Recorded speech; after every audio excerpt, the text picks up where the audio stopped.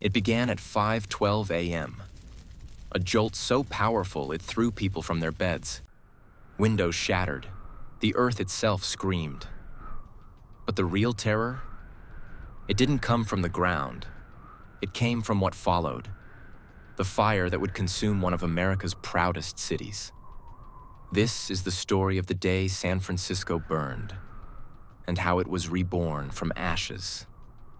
San Francisco, April 18th, 1906.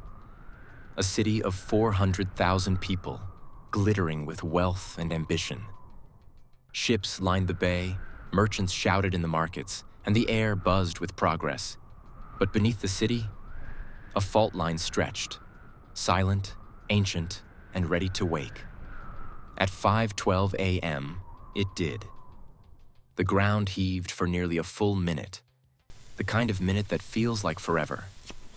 Buildings crumbled, pavements split open. In seconds, thousands were buried or trapped. And then came the spark, a ruptured gas line, a fallen lantern. No one knows. But the fire began to spread. And the firefighters? They didn't realize their hoses were useless because the city's water mains had snapped in half. The city turned into an inferno. For 3 days, the flames devoured everything.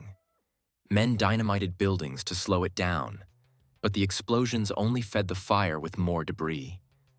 By the second day, 90% of the city's downtown was gone. Families fled to the hills, watching their lives vanish in the orange glow. Newspapers called it the end of San Francisco.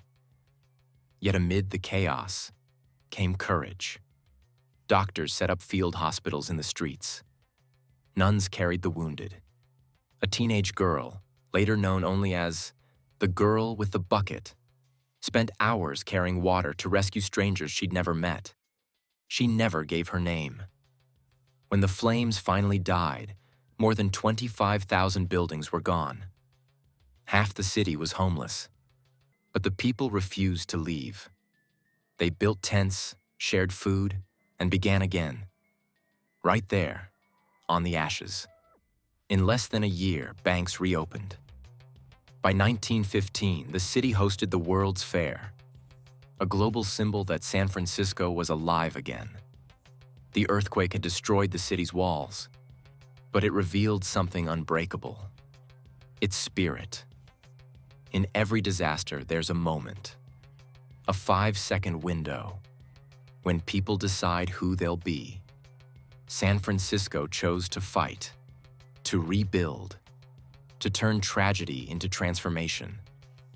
That's what makes this story timeless. Because even today, every skyline that stands began with someone who refused to quit. And here's something few people know. As the fires raged, a U.S. Army general took command without permission.